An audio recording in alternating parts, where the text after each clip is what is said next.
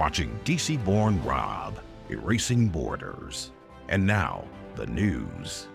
I have two breaking stories from Colombia today. The U.S. has recalled its charge d'affaires for Colombia, and also Colombia's Foreign Minister, Laura Sarabia, has resigned.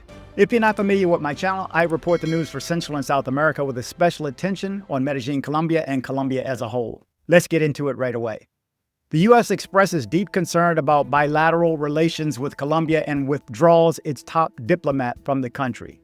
The State Department confirmed that Secretary Marco Rubio summoned John T. McNamara to Washington for urgent consultations, following statements he described as baseless from the highest levels of the Colombian government. In a statement issued by Tammy Bruce, spokesman for the U.S. Department of State, the U.S. government expressed its deep concern about the state of bilateral relations with Colombia and announced that it had recalled John T. McNamara, the embassy's charge d'affaires, for consultations. According to the report, Secretary of State Marco Rubio summoned McNamara to Washington for urgent consultations following statements he described as unfounded by the highest levels of the Colombian government. However, the statements referred to are not specified. In addition to the removal of the official, the United States is taking other steps to demonstrate our deep concern about the current state of our bilateral relationship, the State Department spokesman said. While the United States acknowledged political differences with the government of Gustavo Petro, it reaffirmed that Colombia remains an essential strategic partner. We are committed to close cooperation on several shared priorities, including regional security and stability, and remain committed to efforts that improve the lives of Americans and Colombians alike, the State Department stated. In early February, weeks after the diplomatic crisis following the clash between Presidents Gustavo Petro and Donald Trump over the tightening of immigration policies, the Colombian president met with the charge d'affaires of the United States Embassy. According to the presidency, the meeting focused on relevant issues in bilateral relations such as migration, international cooperation, and strengthening trade. This meeting took place at the time when Colombia was experiencing tense relations with the United States. On January 26, President Gustavo Petro refused to allow entry into Colombia of U.S. military aircraft carrying hundreds of deported Colombians. U.S. President Donald Trump responded by imposing tariffs of up to 50% on Colombian products. Petro implemented the same measure amid a crisis that lasted several hours and was calmed by the agreement between the White House and Colombian diplomats on the deportation of irregular migrants. Now, I did not know exactly what a charge d'affaires was, so I had to look it up, and I'm going to share it with you also in case you did not know. A charge d'affaires is a diplomatic official who temporarily heads a diplomatic mission in the absence of an ambassador or minister. They act as the chief of mission, managing diplomatic affairs and representing their country's interest in a foreign state. The role can be filled in two main ways. And it says there's a charge d'affaires ad interim and a charge d'affaires ad hoc. So one is short-term, one is long-term. Make sure you get your smile right. Make sure you see my dentist, Dr. Carlos Maury. Good location, right on 43rd, good price, and of course, the best service you're gonna get. Now we know what a charge d'affaires is.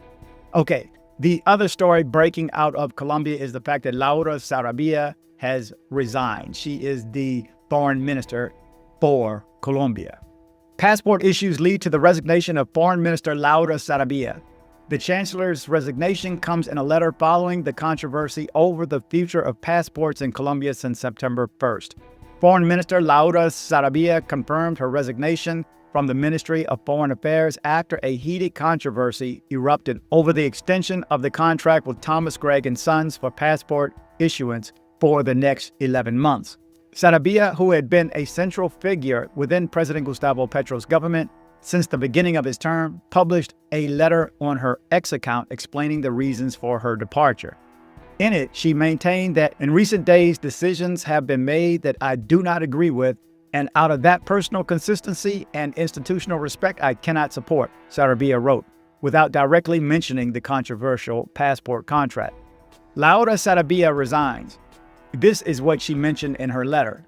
In her letter, Laura Sarabia recalled that she has served the president in various positions of high trust. She served as Chief of Staff, Director of the Administrative Department of the Presidency, Director of the Department for Social Prosperity, and most recently, Foreign Minister. The most important part of my life has been spent at your side, she told the president in a letter. We have known each other through good times and through bad, and along the way, we have strengthened a relationship based on trust, openness, and idea you taught me, that loyalty is above all, caring for others. Although she avoided direct confrontations, Sarabia hinted that her resignation stems from a fundamental disagreement over decisions that would shape the government's direction at this stage. So again, it's a big weekend, I guess, between the U.S. and Colombia. I don't know if it's positive or not. I'm going to lean on the not so positive side.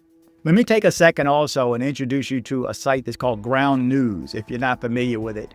Ground News, they actually rate it, every story, whether it is left-leaning, right-leaning, or mostly in the middle.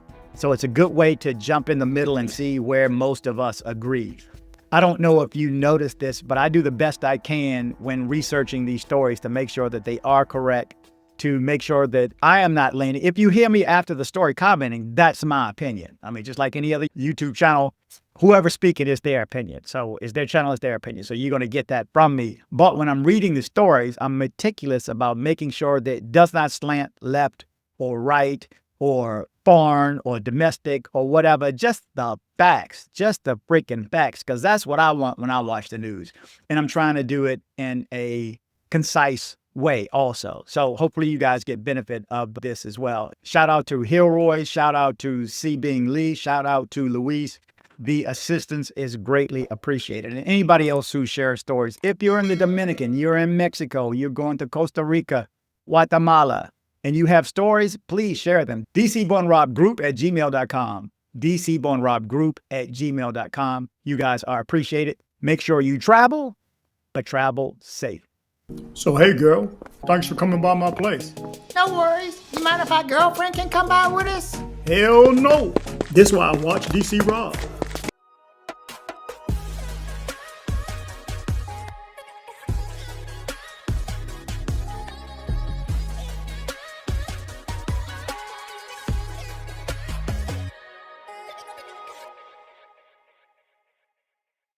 Headed to Medellin, Colombia?